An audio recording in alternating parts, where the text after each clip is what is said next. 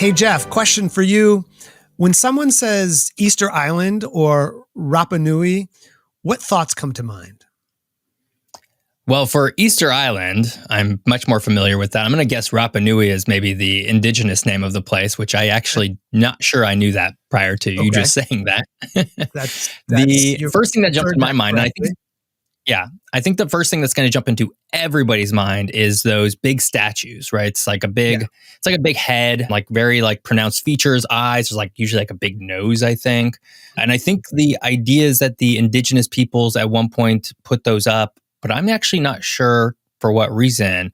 This wasn't my episode to research, so I'm here. I'm excited to learn all about this, Hunter.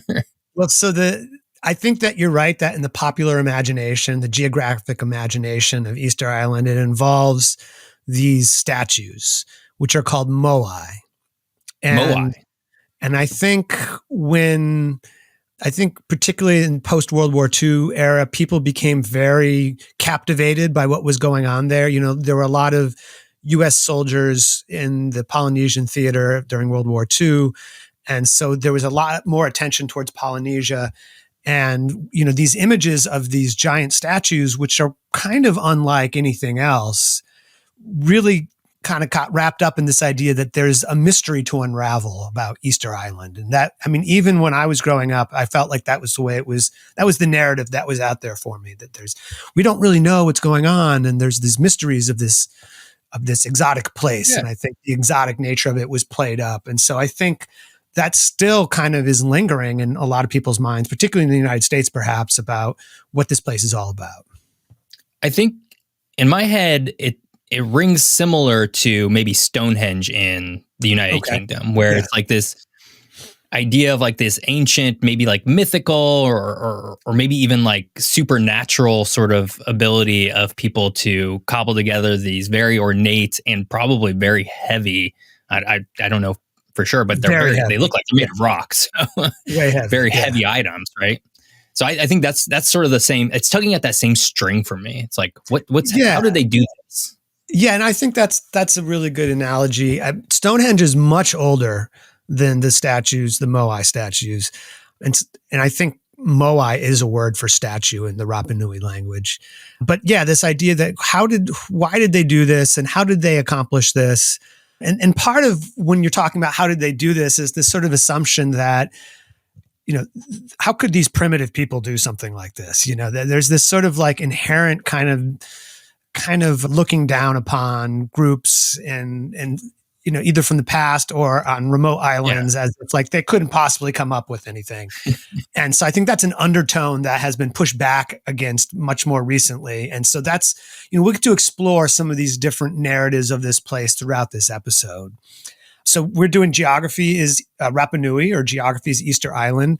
And first we should talk about where it is. So, you know, bust out your atlases and turn to the page about the Pacific Ocean. It's an extremely isolated triangle-shaped island in the southeastern part of the Pacific Ocean. It is about 2,360 miles from the Chilean coast, and today is a territory of Chile. So it could show up on a map as being part of Chile, even though it's pretty far away. This has to be, and I don't know if we actually have this information, but this has to be one of the most isolated parts of the world. If you're looking at a map, which I am right now, there doesn't seem to be anything nearby, like at all. There's not much nearby. And so we did an episode on antipodes a few months ago, which was really cool. Check it out if you haven't heard it. And one of the things we talked about in that episode were some of the most isolated places on the planet. And Easter Island was one of the places that we talked about. The closest settled place to Rapa Nui is the Pitcairn Island, which is a territory of the UK, which has a population of about 50 and no airport and no harbor. So there's no direct flights there or anything. So yeah, I think Rapa Nui is one of the most isolated places in the earth, and also one of the most recent islands to be populated by people. And by recent, we're talking still maybe 1,000 years. Right. I think, you know, in one of our episodes, we tackled sort of the pathway in order, you know, for people to, I think in our Hawaii episode for the Polynesians to basically spread to the Polynesian and Micronesian regions. And in general, that all happened relatively late. again, probably because all of these are so isolated, and they're hard to get to. They're hard to get to today with airplanes, let alone That's right. ships. So Right. So yeah, the Polynesians worked their way from Southeast Asia and to the islands of the Pacific, and that's a process that took maybe a few thousand years. As we talked about in the Hawaii episode, there's some debate as to when these places were settled. In the case of Rapa Nui, and we'll get into this more, it's probably 1,000 years ago, maybe more recently, maybe older, but something like that, something on the realm of 1,000 years. It is pretty small. Also, it's 64 square miles and 14 miles at its widest point. So using our denominations of Connecticut, it is 1/78th of a Connecticut. I'm impressed that you did that math. I really labored over that math for a while as well. I wasn't sure if I had it correct because I've made math errors on the program before. But yeah, I reached way back, I dug deep, and I figured that out. The first documented mention of the name Rapa Nui came in 1863. So apparently it is what the indigenous people there refer to themselves and the island as, but apparently that was kind of a newish thing that happened in the 1860s. Rapa Nui with a capital R and a separate NUI is the island, and then Rapa Nui all run together with just a capital R would be a reference to the people or to the language as well. Yeah, Islanders may have referred. What's that? I've heard similar things about other indigenous peoples around the world where I think naming things in general is kind of a European or broadly European, maybe even Eastern Asian sort of concept, right? It's like, this is a place and we're going to name it after ourselves, and we are of this things, and we are, we are these people. And I've heard this about other indigenous peoples where I think, probably in more isolated areas where there's just, they don't really have a name for themselves because why would they need? They don't need it. They don't need it. That's who they are, and that they've never needed to call themselves or their area anything because that's all there is to them. And I think it's just a fascinating anthropological sort of study of like how naming devices work and how, there's probably whole books written about this, to be honest. Sure, there must be. And I think as you're pointing out, if you're isolated from other people, then you don't really have to refer to your place as anything because that's all there is, sort of. And that's what's known. And there was a period of at least hundreds of years in which the indigenous people of Rapa Nui were not connected to other parts of the world. There were certainly, they had their legends and the stories of having coming over on ships from other places in the Pacific. Islanders may have referred to the island as the navel of the world, or maybe possibly just, of course, in the Rapa Nui language, or the land, perhaps, because, that was specific enough, right? Like, this is the land and everything else is water. Right. The current population there in Rapa Nui is about 8,000 people, about half of which are indigenous Rapa Nui.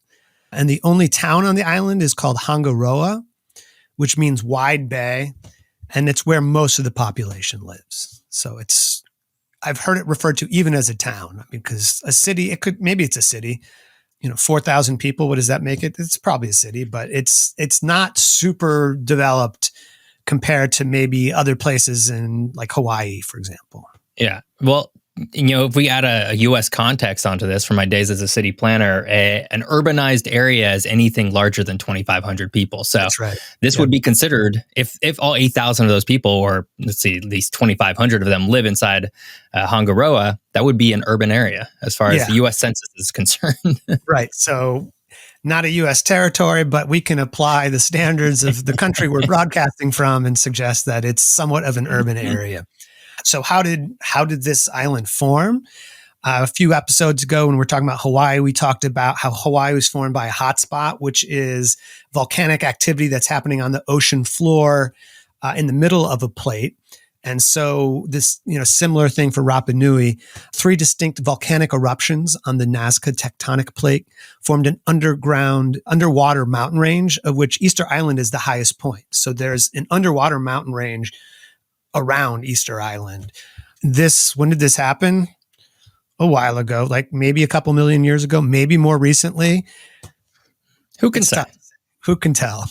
The 3 volcanoes on the island have been extinct for apparently some 10,000 years. And there's also dotting the landscape there these satellite cones, which are back to the volcanic activity. And so it's got this very kind of undulating landscape, this sort of very interesting landscape.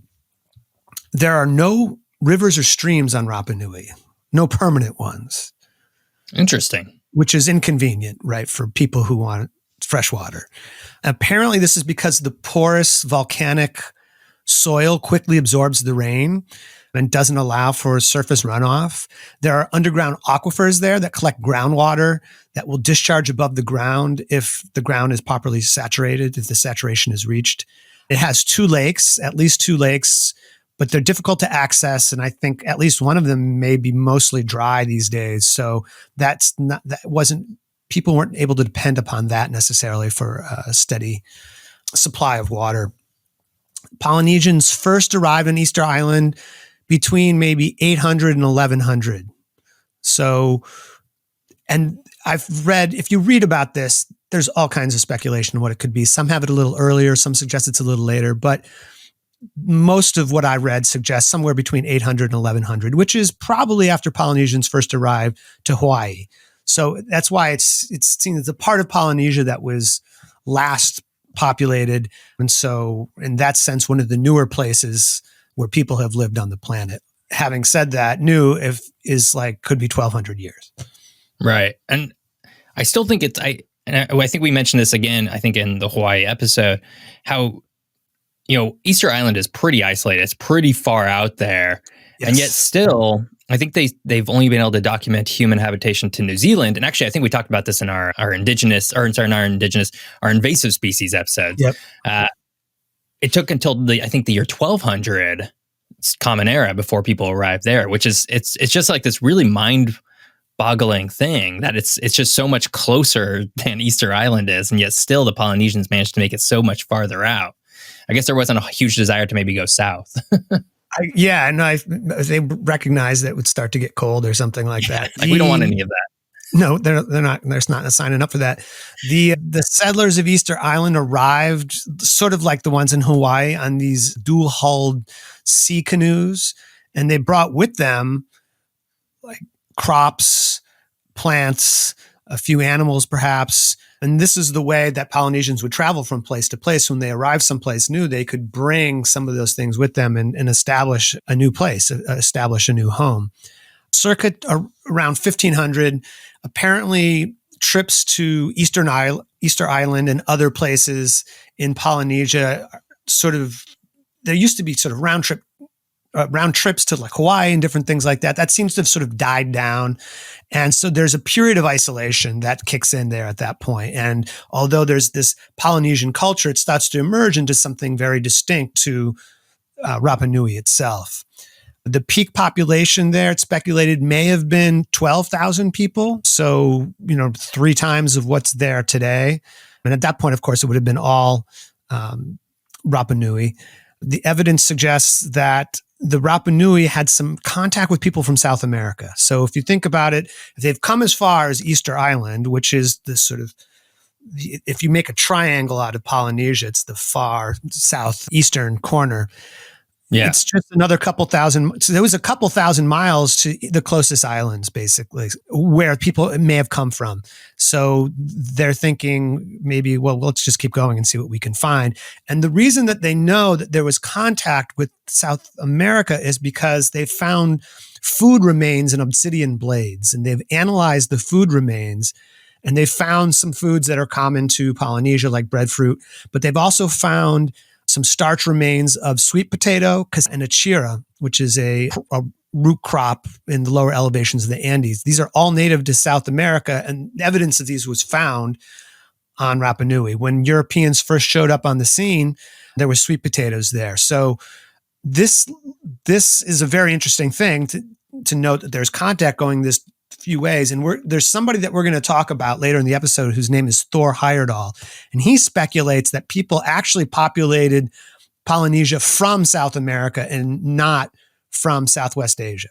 That's his big argument. And so we'll get into that because that's pretty controversial and nobody really believes that. But he was pretty convinced. And so he spent a lot of his life trying to prove that point.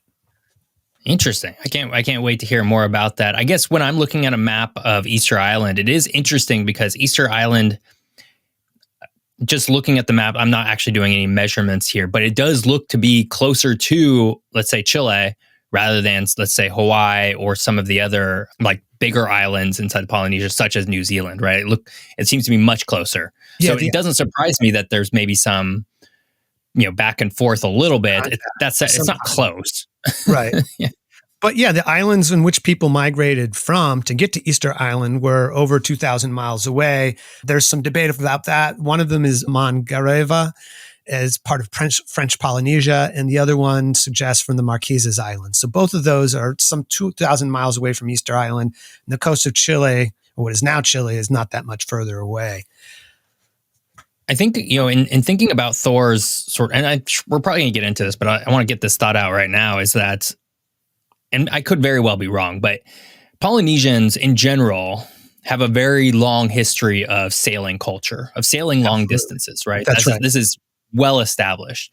That's right. And I've not heard of similar things about the indigenous peoples of South America. Certainly I'm sure they did, right? They probably went fishing. They probably had sailboats that would go fishing, but they also had a lot of land that there probably wasn't ever that need to go out and find your own.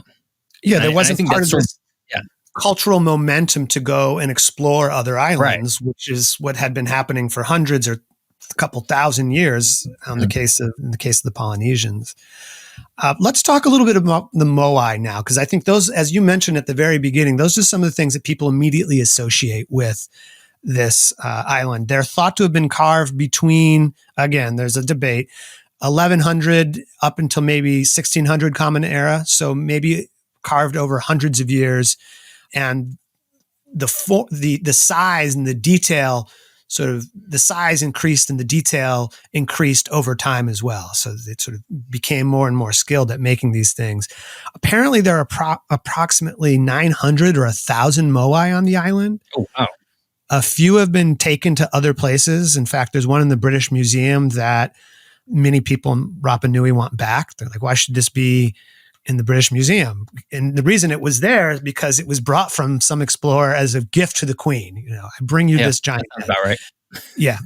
They average about 13 feet tall. And that's the part that's above the ground, because it turns out there's more underneath the ground. Like what we think of as the heads, there's usually a torso involved too that's buried. And they weigh an average of 14 tons. I mean, I think, in thinking about the massiveness of these structures, yeah, there would have to be a lot underground too. Otherwise, the thing would just topple over almost immediately, right? Because I'm looking at a picture of them. These things aren't on flat ground. They're not. They're like on hills and stuff. So they would absolutely have to dig down to even get them to stay up. They are on all these different locations. Some of them are on platforms, which I believe are called anu. And this is, the idea is the statues are tied to the religious belief systems of the Polynesians who settled there. And the idea is that these statues are representing the ancestors of Polynesians. So of departed chiefs or prominent members of various clans are represented this way. And the idea is that the statues that originally were not facing the sea, they're facing inland, in a sense it's interpreted as a protection. The ancestors are protecting the people of this island, and they don't need to look out. They're not looking out at anything. They're looking inward, which is, I think, an interesting thing. It turns out that most of the Moai were toppled or fell over. And so the ones that are standing have been re-erected. And most of those have happened since the 1950s. Because that's when archaeologists started showing up the scene in numbers, and they decided to, this is a mystery. How did they do this? And so they figured out how to lift some of them up and put some of them back in place. And so there's efforts now to work with the Rapa Nui to have some of these again. And we'll get into why that may have happened in a little bit. But that's one of the things that gets wrapped up in, I think, the mystery of Easter Island is like, what are these giant heads? And, I think a lot of people don't realize that they were all most seem to be knocked over and that they had to be re-erected. The statues were all carved without metal tools because metal tools were unknown to Polynesian people before contact with Europeans. So that's an impressive thing. They mostly came from one rock quarry called Ranu Raraku. And there are, I think, hundreds of unfinished moai in that quarry today. So that's, I think, probably something to behold. Research somewhat recently out of the Binghamton University, which is a state university in New York. This article published in 2018 suggests that the moai may have been positioned where fresh water is immediately available, where sometimes fresh water would emerge from the groundwater would emerge. So this is pretty recent, and it's like everything else, it seems to be with this place, is highly debated. But there may have been sort of a practical reason for the location, in addition to the religious reasons as well, which is also practical if you're a member of that religion. I mean, just given what you've already said about how dry the island was, that I mean, it at least seems like it would make sense. They would probably need markers for where. I mean, they're humans, right? Humans need water. Even indigenous peoples, back 1,000 years ago, there might have been less humans. There might have been whatever. There might have been less strain on the resources, but they still need water. And so, if it's true that water only occurs in certain places, you need to find these aquifers. There's not any rivers. Then I could see that as being a logical argument. Yeah, if you're gonna create a sacred space, right, or you consider a place to be sacred, and you're gonna congregate there and spend time there, maybe it helps that there's a water source nearby. I think that there's still speculation going on, but this is a pretty recent thing. So in other words, there's a lot of research going on and still trying to interpreting what's going on there, what the past is. There's, of course, much more to say, but we will have to take a short break before we get into more. Great. Let's hit our first ad break, and we will be right back.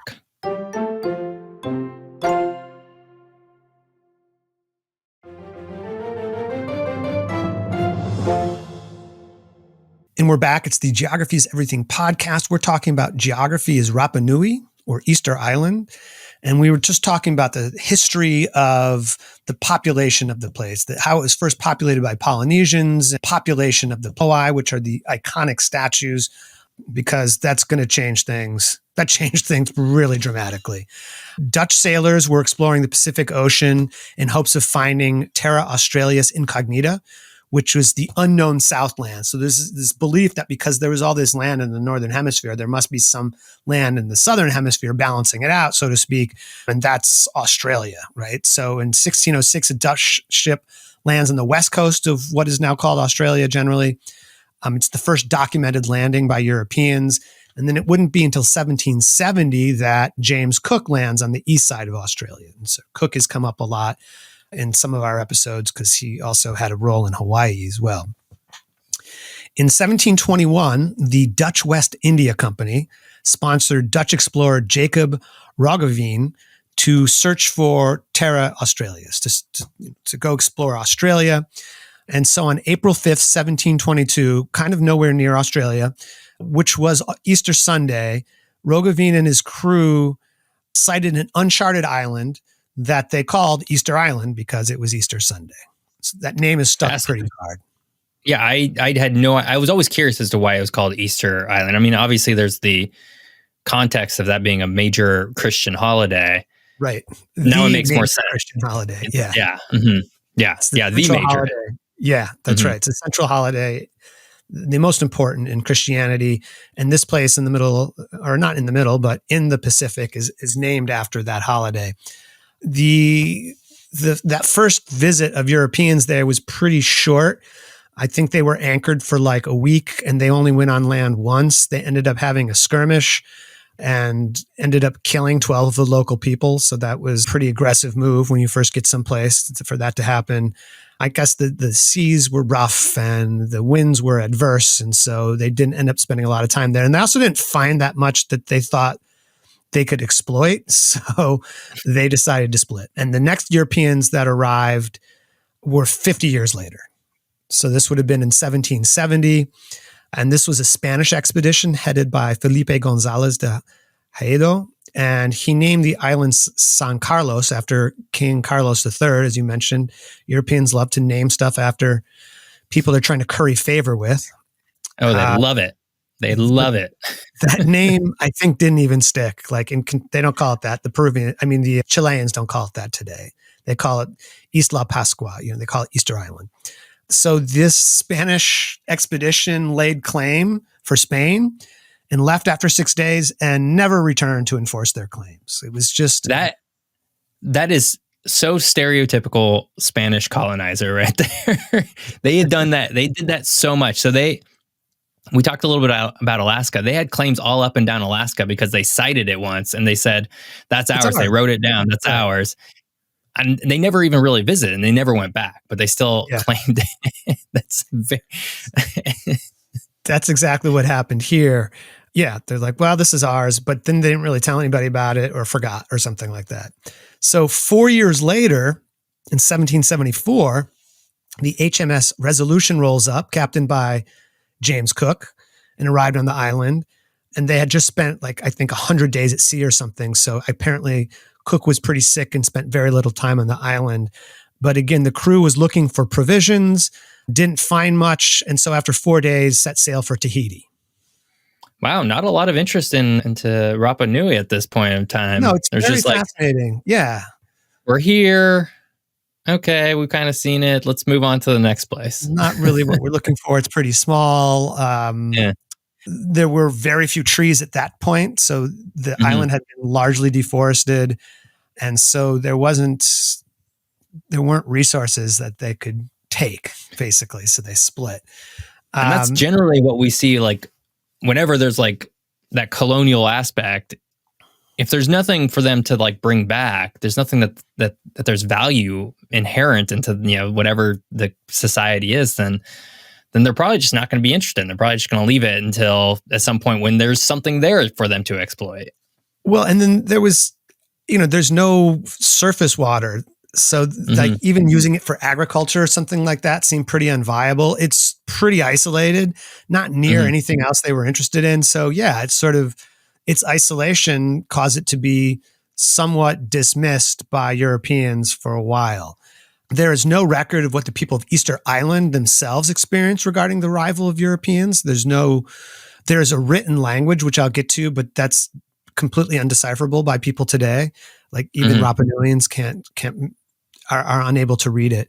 So apparently from Cook's records, from the record of his expedition, there was some reports that local people were fighting, that some people were ill, and that many of the stone statues seen by the Spanish expedition 4 years ago had been knocked over. So this is documentation that we have to look at with a critical eye because they didn't spend much time there. They may have embellished a little bit. So it's not really clear. But this also sort of feeds this idea that these were clans of people that were at war with each other. And this gets fed into the popular image of the place. And so it's even seen as I don't know if it was Jared Diamond or somebody's talking about potential cannibalism happening and this kind of thing. And it's this classic thing where you encounter some people that are a little bit different and then you just ascribe the worst things you can think of to them. They're savages. They're uncivilized. I mean, if I can hazard a theory, it's probably, there's a part of me, it's okay, they've been visited a number of times by Europeans at this point, which probably was enough time to introduce illnesses, which probably was wreaking havoc, which then probably causes strife as people have to deal with this new thing. And maybe that's a little bit of what they were seeing is sort of what that strife was for 20 years later, or something like that. That's exactly what scholars are saying today, I think, that this isn't a case of this group of people who came upon this island and then, used all the trees to move the Moai and then suddenly found themselves marooned in the middle of the Pacific and started to go to war with one another. This is the old way of looking at it from a Western perspective, which I think academics today are trying to get people past and say, actually, no, this is an example of how you can live very environmentally, the people there that lived, and that the speculation is that population was perhaps even on the increase, not on the decrease when Europeans showed up. So it's not an example of, ecological collapse. as Jared Diamond would describe it, but rather of amazing survival and working with the natural environment to create a society. So there's a new spin from what I think was often talked about circa the 1950s, but I mean, still, even today, I think you probably can go find some articles online that have this sort of mystical mystery. What happened? How come these people used all their trees kind of situation? Oh, I'm sure there's probably a dozen YouTube videos out there right now that really, really glam that all up. There probably are. But luckily there's also some research and probably some videos out there too that suggest that this is not the way to see things. This is probably not the way it went down. At some point, though, in the 1800s, it does seem to be somewhat documented that most or all of the Moai had been toppled over. So whether that was by people who were in conflict with one another, or whether people started to engage less with those statues. In other words, that they were focusing on other things. And maybe when contact with Europeans came up, that completely changed the worldview of Hawaiians, for example. And we talked about that. And so that may have also had some kind of impact on the way they saw themselves in the world. Again, because there's no written record of this and the oral traditions are mostly lost as well, we don't really know what happened. The other thing is, and we talked about whaling because we had an episode on whales as well recently. And during the years of heavily whaling in the 1800s, whaling ships would sometimes anchor off the shores of Rapa Nui and people would come onto land. So that was another potential vector for disease as well. And an example of how this very remote enterprise of whaling, that this island came into play with that. So things are about to get worse here in the history of Rapa Nui in the 1860s, because between 1862 and 1866, Peruvians conducted a series of violent raids on Rapa Nui and captured and enslaved like half the population and brought them back to Peru. Now, the interesting thing is that Peru had abolished slavery in 1850. So I'm thinking, what's going on here? And obviously they're like, well, we can take these people because that wasn't part of that situation. And so they, at one point, can say they eliminated slavery, and then they immediately go and find some other people who enslave. Right. They're probably, and the other part of it I was going to say was, okay, well, we don't technically have slavery anymore, just like how a lot of European countries didn't technically have slavery anymore. Right. But that doesn't mean they can't go and find slaves and sell those slaves to people who do have slavery, right? Yeah. There's that whole like market aspect of it too. I'm not sure if that's what was happening with the Peruvians, but what I'm trying to get at is that there's a lot of vectors that people will exploit unless everything is clamped down. It's some kind of loophole almost or something like that. Apparently, many of the Rapa Nui did not survive the voyage to the mainland of South America. Many more died when they were there. And it was quickly brought to the attention of Peru that they can't do this. And so they attempted to repatriate the people who had been taken, but only 15 people survived.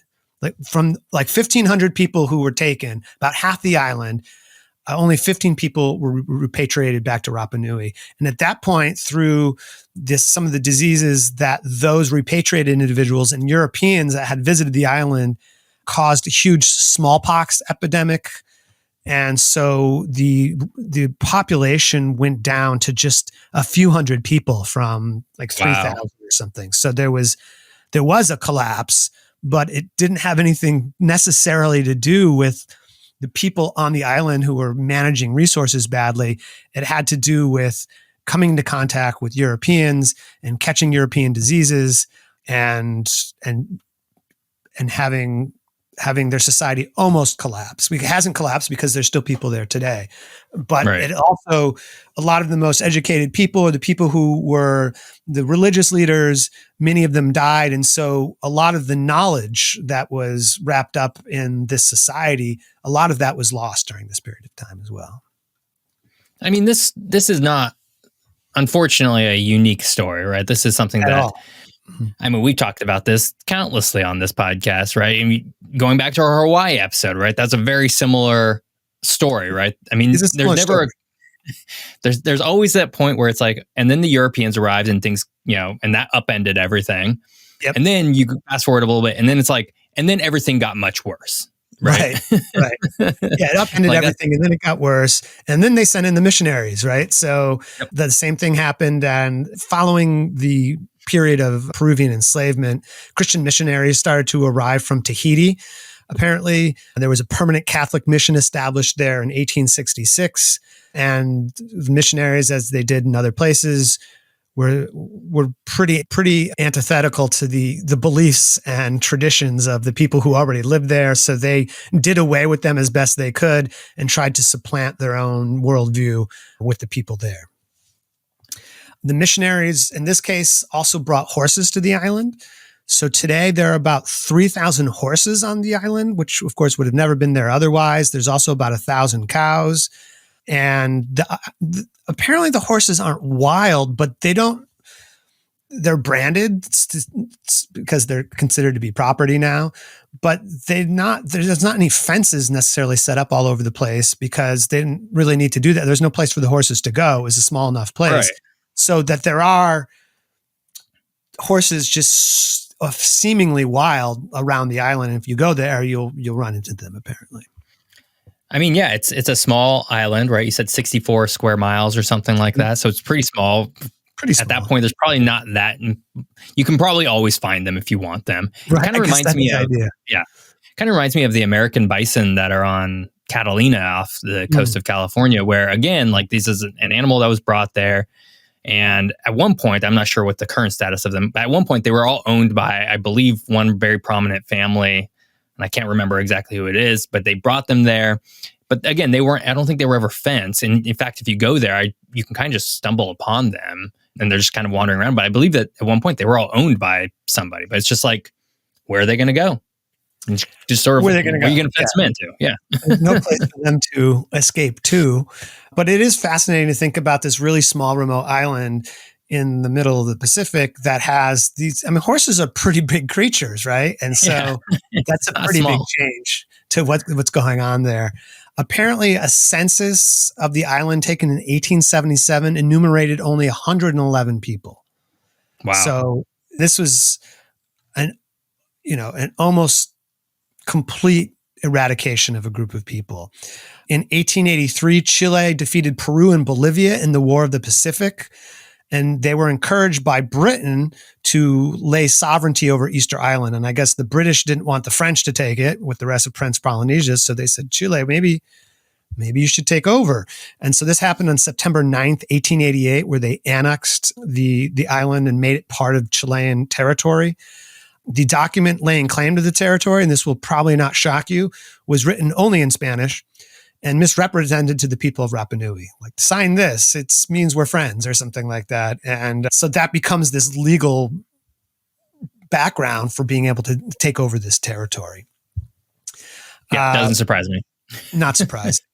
A Chilean colonist arrived in Rapa Nui, only for most to return after a short time because I guess they didn't take to it too much. They didn't find the kind of landscapes in place that they were used to at all.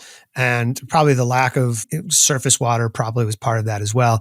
So Chile was so disinterested in administering this place that they had just laid claim to, they actually leased the island to an Anglo-Chilean sheep farming company called Williamson Balfour and Company. And they got a 25-year lease on this. So it was a company basically running this. Now, you're going to have to brace yourself for this one, all right? The name of the company that they formed to do this Williamson Balfour and Company, the new company was called the Easter Island Exploitation Company. Wow. That's just making no bones about it, right? That's just... Yeah, I mean, just call it what it is, you know? Yeah. And then subsequently, the island became a sheep ranch, so this is like shades of New Zealand, where today there are... sheep outnumber people 10 to 1 or something like that. The sheep industry didn't do so hot, apparently, and that eventually fell to the side. But some stone walls were constructed sort of in the English style. And this is what happened, the rise of industrialization for the sheep ranges in the UK. And then, of course, the stones were taken largely from ceremonial platforms. So it was the dismantling of the previous religious infrastructure for this new capitalist enterprise. Again, this is not shocking, as disappointing as it is to hear about. It's all very, very unsurprisingly tragic. And we say that a lot on this show, or some variation of that.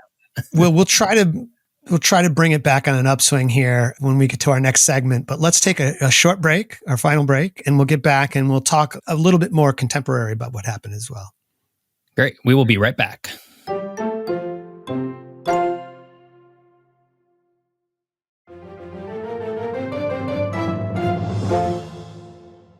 And we're back. It's the Geography is Everything podcast. We're talking about geography as Rapa Nui, or Easter Island. And I wanted to go over a couple different things that gets wrapped up in this mystique of Easter Island. And we talked about this cutting down of trees and this idea that perhaps this was done, for religious reasons, so they could roll the Moai to different places. Whether that was the only or a way of transporting these statues is debated today. It turns out that a lot of the trees were cut down, but it was largely for agricultural purposes, right? And so they needed to create fields, and so trees were cut down for that purpose. They needed cooking fuel, so wood was used for that purpose. Later, they may have been used to transport Moai, but it's not believed now necessarily that the reason for cutting down the trees was explicitly to move the statues. There's another theory that suggests that the Maui were the Moai were put upright with ropes, so they're like pulling in different directions to raise this thing up, and that somehow they were able to toggle the base of it enough so that it would basically walk. And there's a book, one of the books I read about this called The Statues That Walk, Unraveling the Mystery of Easter Island. And the idea is they were the statues that walked, and it was really people who were not rolling them so much as kind of pulling wobbling them along to get to their destinations, because these were pretty heavy. Yeah. I'm not trying to suggest that I have done the same thing as the people in Rapa Nui, but I've definitely moved bookshelves that way before, where it's like, okay, and you sort of walk it to wherever it's going. Yeah.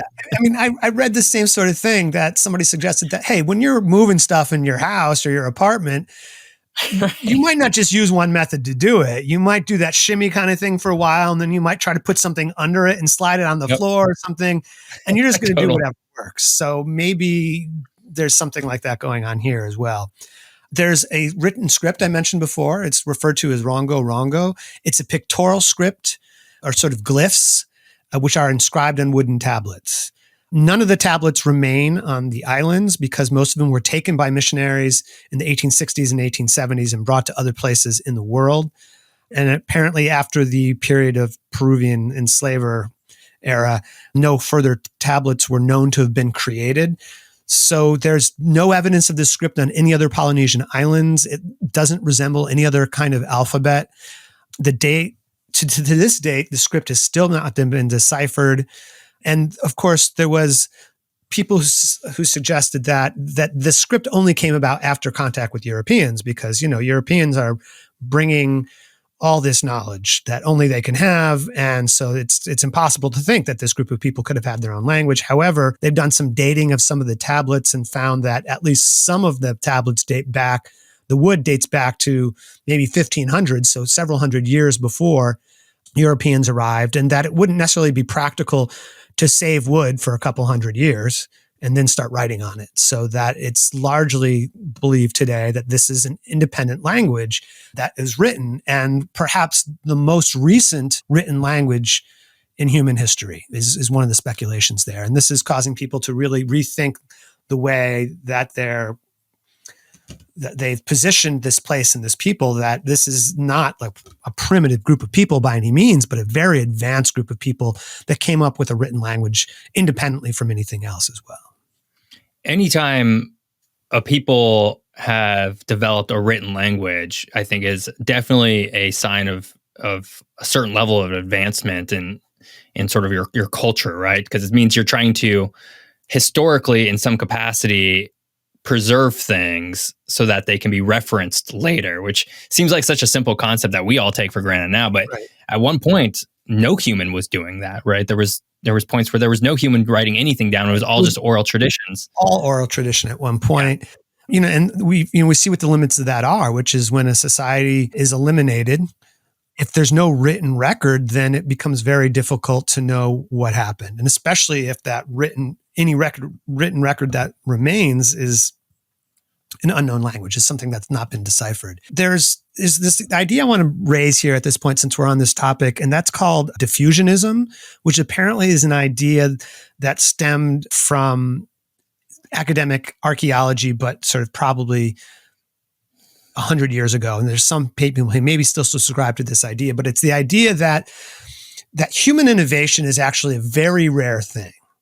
And so that most culture came about because of diffusion and not because of independent development or individual innovation or something like that. And so those who believe that tend to say, well, must have been one place where this happened, and that the culture from the world spreads from this one particular place. And that, of course, lends itself to a pretty xenophobic and downright racist perspective that these people couldn't have come up with this concept or this idea or this invention. It must have come from someplace else. And that usually gets tracked to somewhere on the Eurasian continent. Right. So, I mean, yeah. Right. And so that's this sort of bias that, well, how could anybody else do this? It must be from our civilization. So one of the people who kind of bought into that idea was a guy named Thor Heyerdahl. Geoff, you've ever heard of Thor Heyerdahl before? Only as far as the first part of this episode when we first started talking about him a little bit. So like 50 minutes ago, you had not heard of Thor Heyerdahl before. No, 50 minutes ago, I had not heard of him. I've encountered this person before, not like in person, but like the name, and in the subcultures of like tiki and stuff like that, Polynesian bars and things like that, tiki bars. This person sort of has this high status. And he was a Norwegian adventurer who developed a very strong interest in Polynesia and South America. And he studied zoology and geography at the University of Oslo. And so one of his big theories was that the Polynesia and Easter Island were actually populated first by people from South America. And to believe that is to ignore an enormous amount of archaeological evidence that says that that's not the case. In fact, there's very little evidence to suggest that is the case.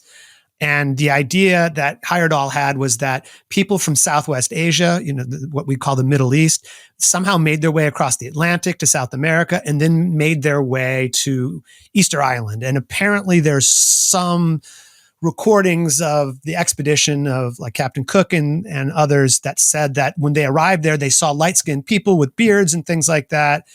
And so that was, Heyerdahl just latched onto that. It's like, based on this report, there must have been people who came from someplace else.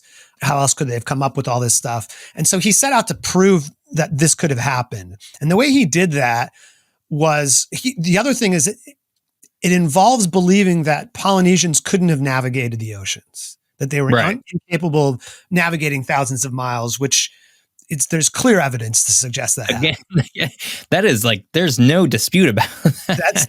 Nobody else is really disputing that. Very few people dispute that. But he thought that it's possible that somebody, because the prevailing winds go against, are going towards the west. So the idea was, well, no, they couldn't have navigated into the wind. That would have been impossible. And so what he did is he figured that there were rafts, some kind of rafts that people in South America made and drifted out into the Pacific. And that's how it was populated. And so he built a balsa wood raft with some other Norwegians, using only the tools that would have been available to people of that era. So not any steel tools or anything like that. And they launched it and they floated 5,000 miles into Polynesia on this raft. Yeah. And the name of the raft was the Kon-Tiki. So this is the Kon-Tiki expedition. It happened in 1947. I don't know if you ever heard of Kon-Tiki before. Maybe not. I've heard of tiki bars. Tiki bars, right? Yeah. And that's, again, where this sort of cartoonish view of Polynesian culture gets mimicked. And, Heyerdahl, sort of the cult of Thor Heyerdahl, sort of feeds into that as well. So his balsa wood raft floated 5,000 miles. So it's just floating. And they're still using contemporary tools to navigate, however, which the Polynesians didn't have. Right. And so Kon-Tiki is the name of a book as well, is translated into 70 languages, right? So this is the word that's getting out about this place in the 1940s and 1950s, is Thor Heyerdahl's version of what happened here. I guess Kon-Tiki never made it to Easter Island. They floated north of that, but Heyerdahl subsequently went to Easter Island with some archaeologists. He was an archaeologist himself, and he spent 7 months trying to learn about the place and trying to figure out how these statues were used and how they were erected. And, he and a group of people managed, using, traditional ropes and things like that, managed to get a few of them up and upstanding. And so he wrote another book I mentioned before, Aku Aku, about Easter Island. And this became kind of what people knew about. And this became the truth of Easter Island, is what Heyerdahl was writing about. But again, even at the time, most people didn't believe in his perspectives. And today, overwhelmingly, people are like, now this is not how this went down.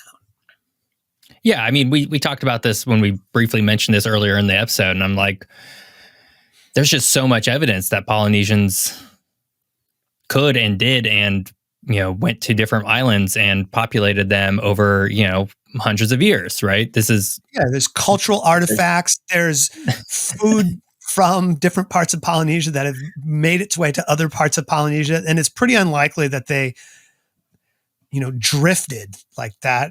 Breadfruit drifted 2,000 miles and then rolled up on Easter Island and then started propagating itself. It's pretty unlikely.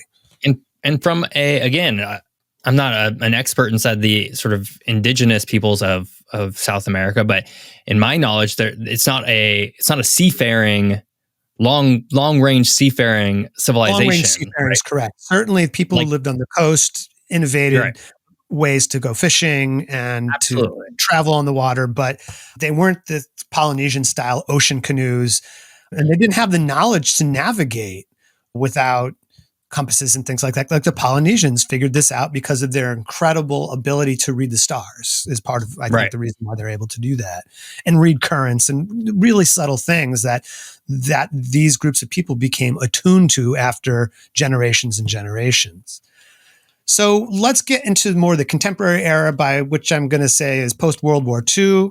And this is the time that Heyerdahl is sort of doing his thing, writing about it. The Easter Island Exploitation Company eventually loses its lease, which was revoked in 1953. The sheep industry collapsed after World War II because it didn't make any sense it wasn't practical to have, sheep herds at this remote location. In 1950, a flat area was smoothed out and cleared for a grass airstrip. And in 1951, the first plane ever landed on Easter Island. It was an amphibious Catalina, which is a plane designed in the 30s and the 40s, was used throughout World War II. And it took 19 hours to fly from Chile on that plane. That's a long It's a long doesn't flight. take that long today. Now with the planes that they have today, you can get from Santiago, Chile to Easter Island in 5.5 hours. Still a long flight, though. Still a long flight. And that airport only flies to 2 different places. If it only flew to Santiago, it wouldn't even be an international airport because it's considered to be Chilean territory. Right. But it also flies to Tahiti, which is part of French Polynesia. So that's the 2 ways that you can get there. I mean, if you can sail your own ship there, but there's no harbor big enough to have like a giant cruise ship or anything like that. It's not to say that won't ever happen, but that's not part of what's going on right now. So the Chilean Navy took over in 1953, and Spanish became the official language, and the Rapa Nui language was banned for a while. So this sort of assimilation that we see in other places in the Americas sort of starts to take place. An autonomy movement starts to develop as the Rapa Nui become more knowledgeable of the way that the political world works. In 1965, the Rapa Nui were permitted to elect their own mayor. And then in 1966, remember, they became part of Chilean territory in 1888. It took until 1966 for the Rapa Nui to be granted Chilean citizenship. So these were people without a home. These were stateless people for 80 years or something like that. In the 1960s, there were some laws passed that started to be a little bit more favorable towards the native Rapa Nui. There's no income tax there like there is in other parts of Chile, free school and healthcare. And then very importantly, they passed a rule that only the Rapa Nui could own land on the island, along with the Chilean government, don't get me wrong, but that no other individuals could own property there. So that the idea was to make amends for everything that happened before. Not that it could ever be made up, but that they should at least give control of this land to the people who are originally from this place. Well, not to say that Easter Island is the same as Hawaii, but just to bring it back to another similar, kind of, Polynesian area. I mean, we've all seen what has happened with Hawaii, where so much of the land has been now owned by, large corporations or increasingly, very wealthy people who are not Hawaiian. And the native Hawaiians are being sort of outpriced and sort of pushed in, and, they no longer own land and all this other kind of stuff. So you can see that, as being a very valuable law for the Rapa Nui. I mean, I think that there's people who are trying to end around it a little bit, because some people who are Rapa Nui who own the property, apparently a few of them have started to lease that land to other people. And there's speculation that could develop to the kind of commercial development of like the resorts and stuff. There are very small resorts there, but nothing like what's on Waikiki or something like that. Right. But so, the idea is they didn't want that to happen, but it could potentially still happen. Now, just to not absolve the United States of any interference here, because they had to play a role somehow, this country. In 1966, the United States establishes a base on the island, which several hundred troops are stationed there. And I think apparently one of the things I read was that they're there to basically patrol the situation with the French who are doing testing in the Pacific of nuclear weapons. And so this is a way to sort of monitor that situation a little bit. They built a hospital there during that period of time, and they paved the airfield so it became a little bit more modernized in that way. And a commercial airport was constructed there. So all of a sudden you could fly there. I mean, Heyerdahl you couldn't fly there. Like, he was still taking boats to get there. The U.S. base, however, was shut down in 1970 when the socialist leader Salvador Allende came to power in Chile. Of course, he was subsequently deposed by General Pinochet, who led a dictatorship in Chile. And I'm not completely clear on what the relationship between Pinochet and the Rapa Nui were, but there may have been some support for that from that administration for Rapa Nui, but it's not really clear to me, so I probably can't say too much about that. I will say that another development happened in 1985, and this is when NASA announced that it would launch some of its space shuttles from Vandenberg Air Force Base in Santa Barbara County, California. So it made this announcement, they're going to do that. And the Mataveri is the name of the airport in Easter Island. That runway was lengthened just in case the space shuttle needs to make an emergency landing there. Interesting. And now, moving forward a little bit, what happened in 1986, the year after they announced this, was that the Challenger disaster occurred. It's a very tragic situation, and NASA decided to scrap any plans to launch anything from California and continue to use the Kennedy Space Center in Florida for all of its launchings and landings of the space shuttle. So there's this scenario that could have happened where people would have been in outer space for several weeks or something, and then re-entered Earth by landing on Rapa Nui, which would have been a pretty intense transition, I think, for the astronauts to go from outer space to this very remote area. And also for the Rapa Nui, who are now, they would have been playing guest to people from space and all this space equipment. What's going on here? Yeah. But the other thing is that the equipment that would have been brought to Rapa Nui to accommodate the space shuttle landing there, that didn't even make it there because the decision was reversed so quickly. So things might have played out differently. The Mataveri Airport does take the crown of the world's most remote airport. It is 1,617 miles from Mangareva in French Polynesia, although I don't think there are any flights there. There are now apparently about 12 flights a week to Rapa Nui from Santiago, Chile. Wow. So, it's actually quite a lot. Quite a lot, because there's some tourism there now as well. Mm-hmm. In 1996, UNESCO recognized Rapa Nui as a World Heritage Site. I don't know if it's the Rapa Nui National Park, which is over 40% of the island, or the entire island itself. And the national park is now managed by a local organization of Rapa Nui rather than the Chilean Forestry Department. So there is increased control of the indigenous people there. In the past decades, the island apparently has been receiving less overall rainfall than it had previously, but that it experienced very intense rainfall, which helped contribute to erosion. And then it would be followed by periods of drought. And so the heavy rains are seen as one of the things that are accelerating the rate of erosion on the Moai themselves. Oh, wow. And then a wildfire that spread throughout most of the island or part of the island in 2022 charred some of the Moai. So there's been a lot of concern that the Moai are being lost to perhaps amplified by climate change and this kind of thing. So there's a lot of concerns about cultural preservation. Yeah, I mean, you have to imagine these Moai were built hundreds, thousand, maybe 1,000 years ago, something like that, right? Like a long time ago. Years ago, certainly. Yeah, like 6 or 7 maybe.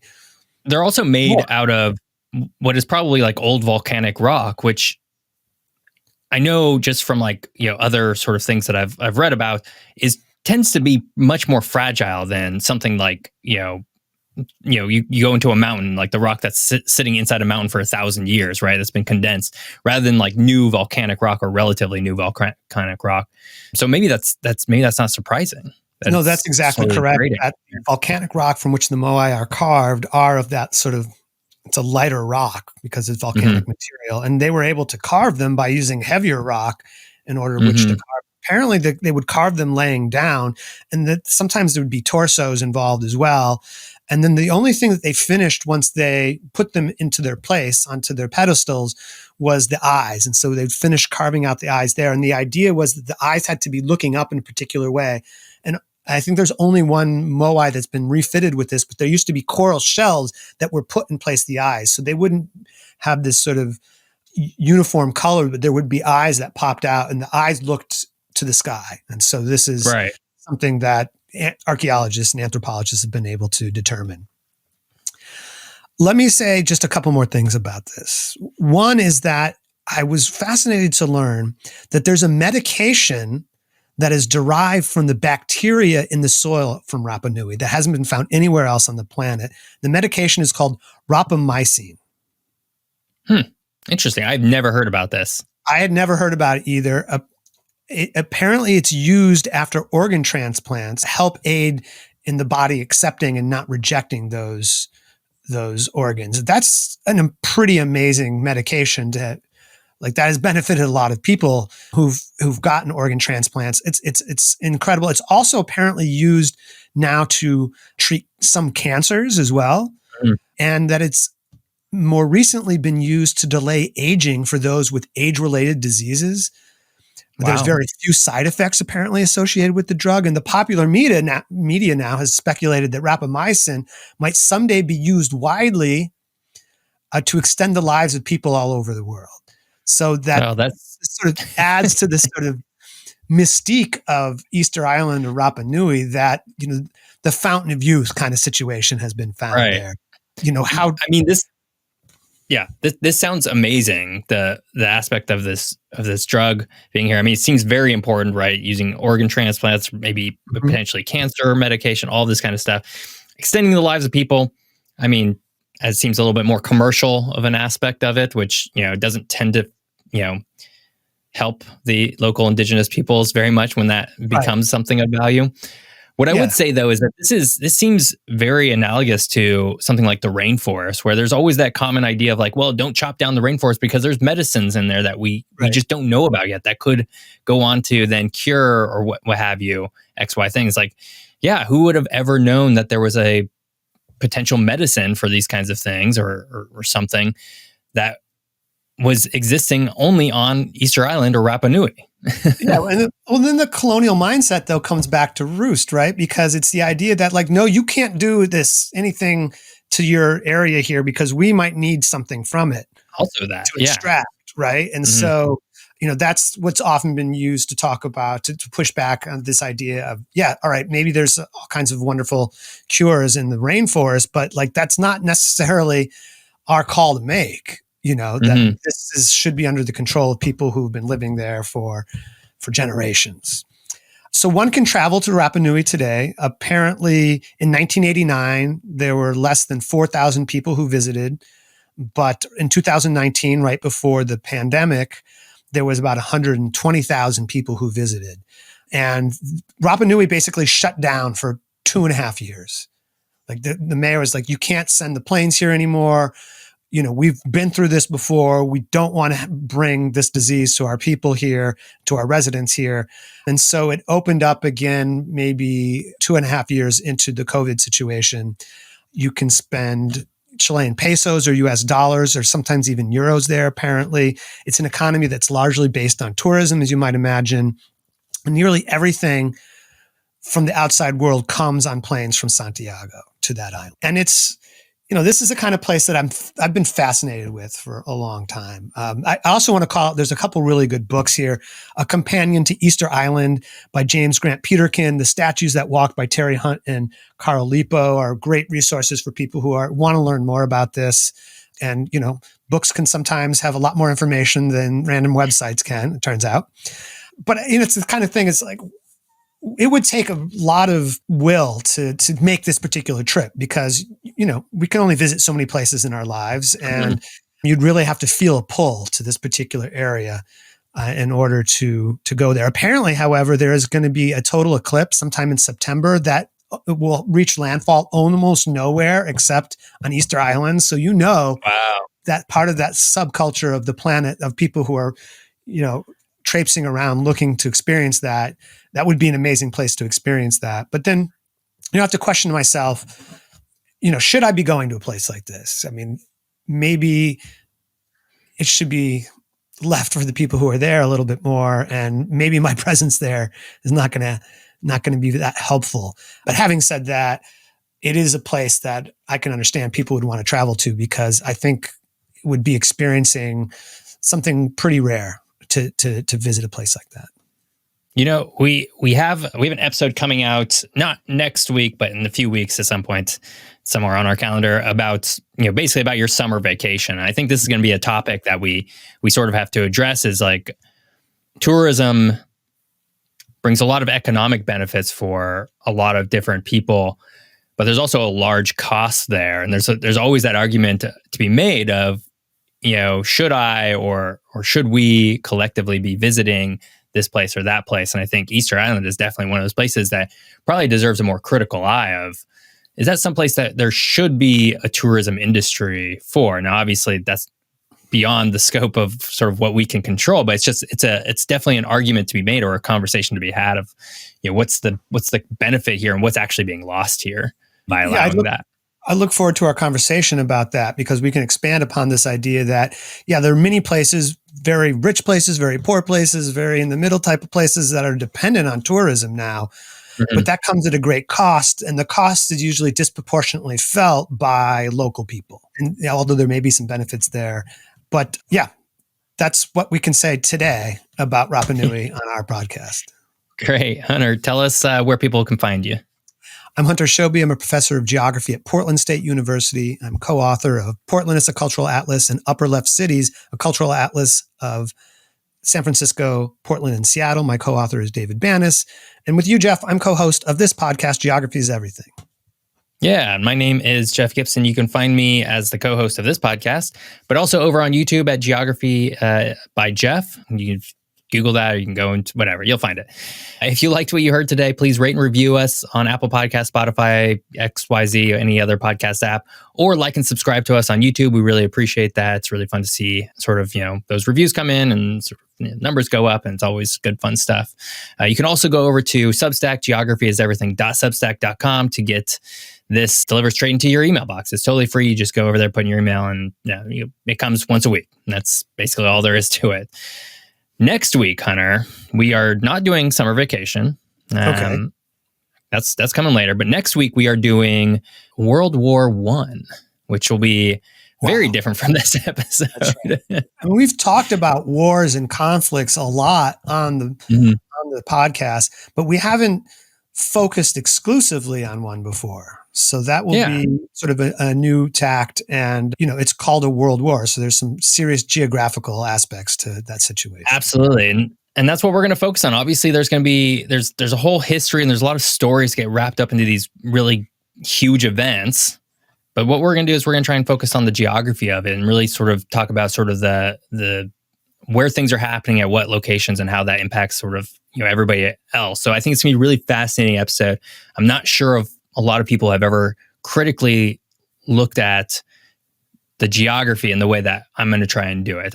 Maybe some people have through books and stuff, but I'm going to try and bring it to you in podcast form anyways. And then, World War I is fading from memory. World War II is fading from memory. So it's important to revisit these sort of cataclysmic events so that, we can learn from history and geography. Absolutely. And not repeat some of the stuff that we did before. Absolutely. So come back next week, learn all about the geography of World War I. That should be a lot of fun. And I guess until then, we'll see you next time. Thanks for listening.